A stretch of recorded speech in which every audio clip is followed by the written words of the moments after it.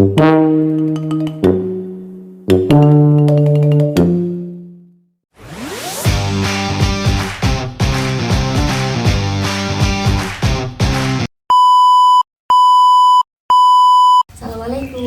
Waalaikumsalam. Oke, perkenalkan nama Mbak Sukma Iskarsari, Mbak dari BKPI semester 4 dari UIN Raden Intan Lampung. Oke, boleh perkenalan dulu? Perkenalkan, nama saya Celia dari sekolah dari SMK YP 17 Baradatu, kelas 11 mau naik kelas 12. Oke, Celia, jadi mau kelas 12 ya udah Iya. ya. Nah, di sini Mbak ingin mewawancarai Celia terkait dengan gangguan belajar yang dialami oleh Celia. Kira-kira Celia berkenan nggak nih untuk Mbak wawancarai? Berkenan, Mbak. Berkenan, oke. Jadi boleh diceritakan apa sih gangguan yang dialami Celia ketika sedang belajar di kelas atau di sekolah? Iya. Kalau pas guru menerangkan itu, Mbak, itu ngerti, tapi pas udah nyampe rumah tuh lupa, Mbak. Susah nginget yang udah dikerjain gitu, Mbak. Jadi kendala Celia saat belajar itu susah mengingat ya? Iya, susah mengingat. Nah, memang ketika guru menjelaskan apa sih yang dilakukan Celia? Apakah memperhatikan dengan cermat atau malah ditinggal ngobrol atau apa yang dilakukan? Nah, iya, kadang memperhatikan, kadang ngobrol, Mbak, ya, namanya siswa, Mbak. Iya. Sally ini kalau di sekolah, kalau di kelas nih duduknya itu di depan atau di belakang? Di belakang. Di belakang. Iya. Jadi lebih sering ngobrol sama teman-temannya. Iya, nggak sering, Mbak, tapi ya. Seperti apa? Tiap hari apa jarang-jarang? Ya 80% ngobrol, 20% belajar. Oh, oke, dari itu Sally susah untuk mengingat Iya. pelajaran karena memang Nggak tidak belajar. memperhatikan gurunya menerangkan. Nah, pelajaran apa sih yang paling susah untuk diingat?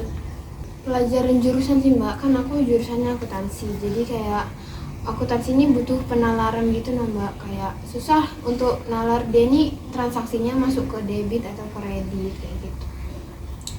Jadi terkait dengan apakah ada rumus-rumus kayak gitu kayak matematika gitu? Enggak sih, nggak ada rumus, cuman apa akun-akun tertentu emang dia tuh masuknya ke debit atau ke kredit gitu.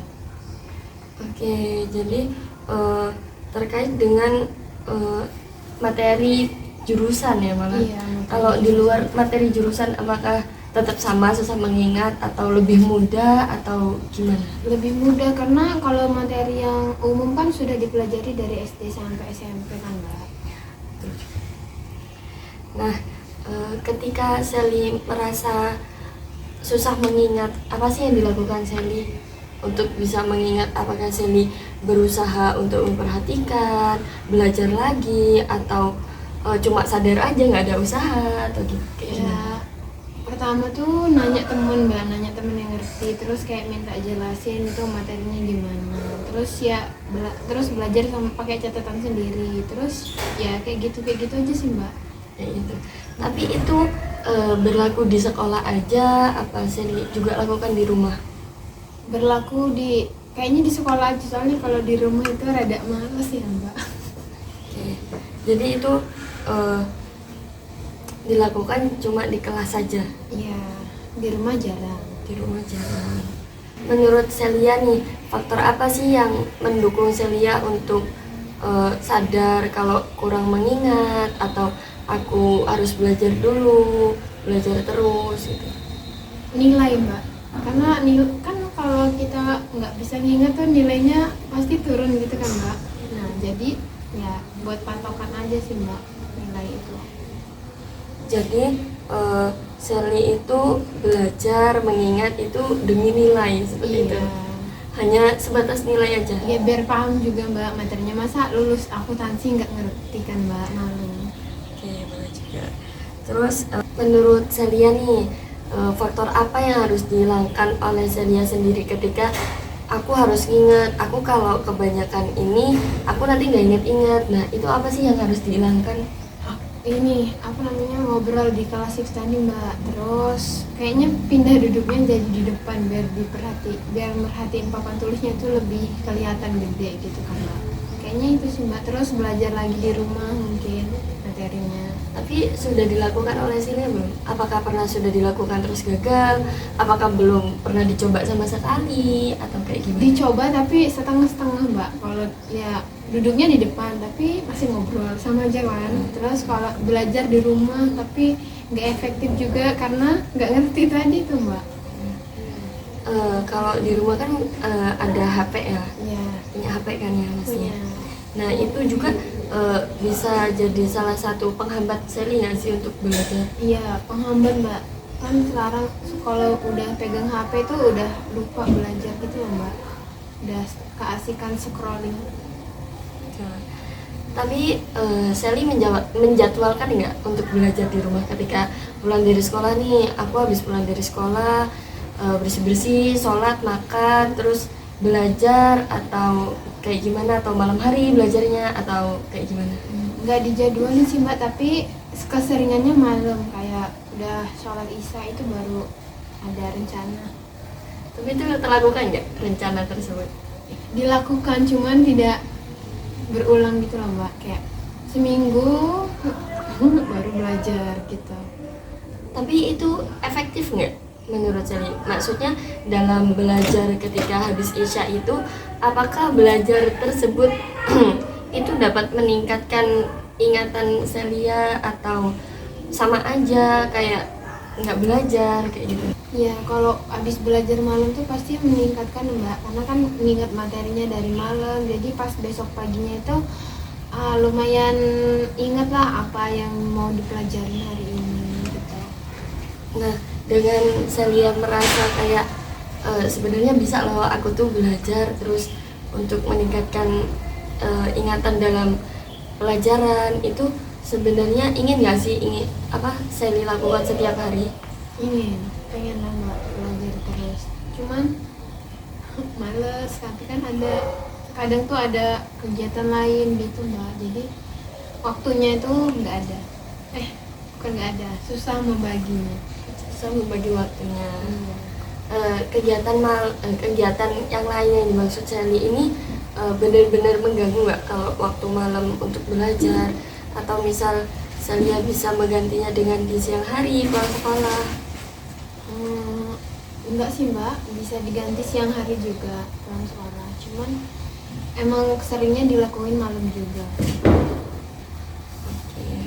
Dampak negatif apa yang dirasakan oleh Celia ketika Celia itu susah nginget pelajaran? Pertama itu ketinggalan pelajaran, jadi materi yang harusnya udah dipahamin kemarin malah hari ini lupa. Terus apalagi ya mbak, nilai ya juga kalau ada UAS sama UTS itu kan kalau materinya yang kemarin lupa jadi nilainya kecil. Terus ya yang dampak negatif yang besar sih itu ya mbak kayaknya. Jadi nilai sama tidak paham dengan materi yang akan dilanjutkan gitu ya. Nah, tadi kan di awal Celia mengatakan bahwasanya faktornya itu karena Celia nggak memperhatikan, terus mengobrol dengan teman. Ada lagi nggak sih faktor selain itu? Kayak misal Celia ada masalah makanya sulit memperhatikan, terus susah mengingat, atau kayak gimana? Kalau faktor lain kayaknya nggak ada mbak, soalnya kalau di rumah itu juga nggak ada tuntutan dari keluarga, terus teman-temanku juga bawa dampak yang lumayan positif, jadi kayaknya emang masalahnya ada di diriku sendiri. Oke, jadi memang tidak ada faktor lain gitu ya. Alhamdulillahnya keluarga juga aman gitu kan. Jadi permasalahannya emang di kesadaran diri Celia sendiri ya, seperti itu. Nah, dari beberapa faktor, kan nggak ada faktor lain nih. Nah, kalau faktor dari gurunya ada nggak sih, kayak misal gurunya menjelaskan materi kurang jelas, atau memang pure dari Celia sendiri? Ya gurunya juga sih mbak, ya faktor dari gurunya juga ada sih mbak, kayak ada beberapa guru yang kalau menjelaskan tuh kayak materinya tuh kayak muter-muter gitu, nggak nyampe-nyampe ke intinya, jadi yang jelasin bingung, apalagi yang dijelasin gitu ya. Jadi teman-teman kelas juga pada ngeluh kayak gitu sama guru itu. Nah, ketika pelajaran ini tadi nih, ketika gurunya menjelaskannya nggak sampai-sampai dengan pembahasan yang aslinya ya, ada nggak sih Salia mencoba untuk bertanya nggak sama guru tersebut? Apakah memang ada temannya yang sudah bertanya tapi menjelaskannya sama aja atau seperti apa? Iya, ada yang udah bertanya gitu Mbak, cuman ya jawaban gurunya tuh tidak memuaskan gitu loh Mbak, nggak menjawab apa yang ditanyakan gitu, malah ke yang lain gitu. Oke. Lalu apa langkah yang dilakukan Celia ketika udah ngerti kan kalau guru tersebut itu kalau menjelaskan itu sulit difahami? Apakah Celia mencari guru lain yang sama mata pelajarannya atau Celia mencarinya seperti apa? Untuk memahami materi yang disampaikan di kelas. Kalau di sekolahku tuh nggak bisa Mbak, kayak mau tuker guru kayak gitu nggak bisa. Jadi mungkin alternatif lainnya tuh kayak kita orang belajar mandiri dari YouTube gitu. Kayak ya sharing-sharing sama temen yang mungkin lebih paham materi yang disampaikan Kak tadi. Berarti dengan YouTube, dengan sharing sama teman itu bisa membantu Celia untuk memahami materi yang dijelaskan oleh guru tadi. Kira-kira apa sih yang akan dilakukan Celia ke depannya? Kan udah mau kelas 12 nih, pasti kan kelas 12 ini kan dimana kita juga menentukan untuk kita nanti studi lanjutnya di mana ya, ngambil jurusan apa. Apa sih langkah Celia yang ingin dilakukan untuk kelas 12 ini?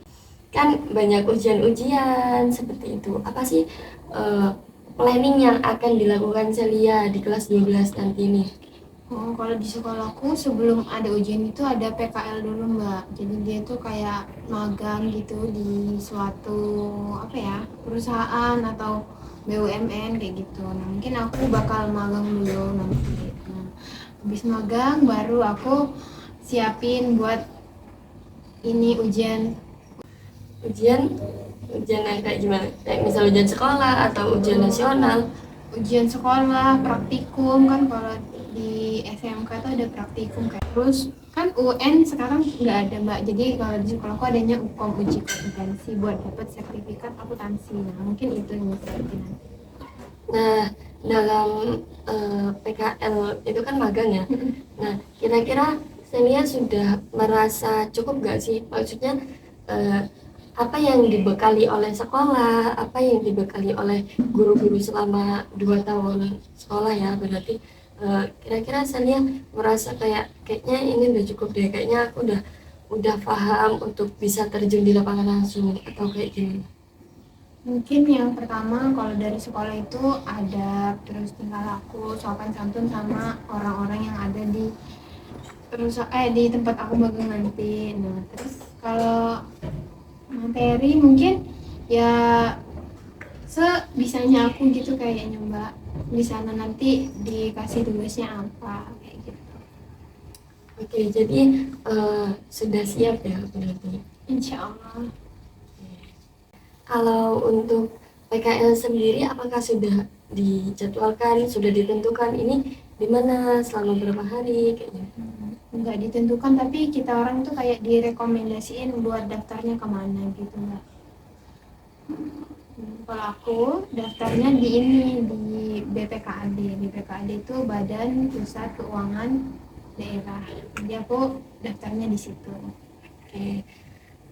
Untuk Nah, tadi kan Celia bilang bahwasanya kan permasalahannya emang susah mengingat. Nah, ada nggak sih ketakutan Celia ketika nanti pas magang tiba-tiba memang sudah ada materi yang pernah disampaikan di kelas nih, cuma Celia tuh lupa. Nah, nanti pas penerapan magang ada nggak sih ketakutan akan lupa materi itu? Ada Mbak, pasti takut Mbak kalau misalnya ada yang disuruh kerjain tapi nggak bisa gitu kan, takut buat ngerjainnya itu gimana, takut sih.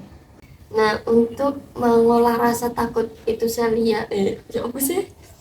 Untuk mengolah rasa takut Celia nih, Celia ngapain biasanya? Apakah cuma dipendem, lihatlah besok kayak gimana, takut-takut aja, atau memang biar aku nggak takut lagi, aku udah punya bekal, aku harus belajar dari sekarang, atau kayak gimana? Kalau aku lebih ke nanya sama kakak-kakak kelas yang udah pernah magang di sana Mbak. Jadi kayak biasanya tuh di sana tuh ngapain sih Kak gitu. Disuruhnya ngapain kayak gitu. Jadi aku belajarnya dari sekarang. Misalnya disuruh buat apa, aku udah bisa kayak gitu. Oke, jadi apakah sekarang saya sudah melakukan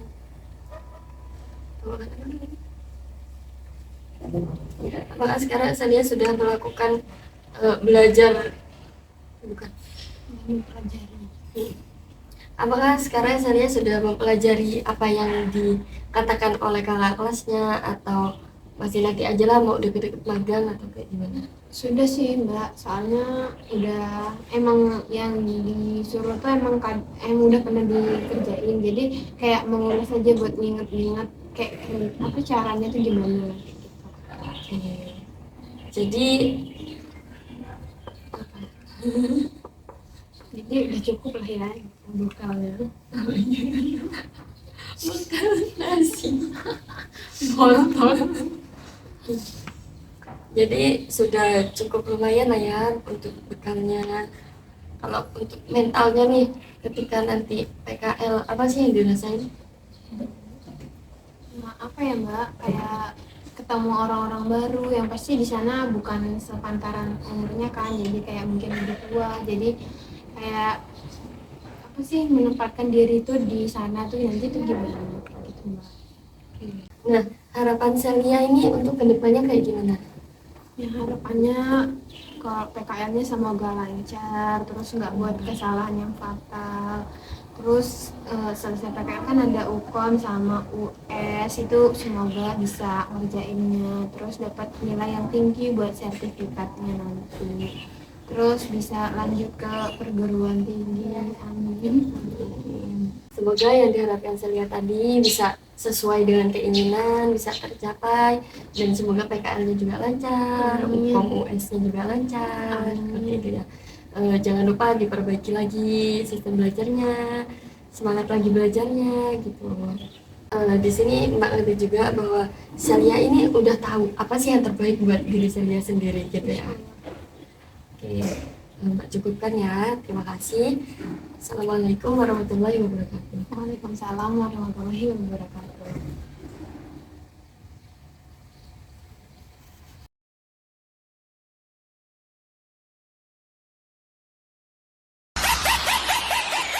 Wonder if you know how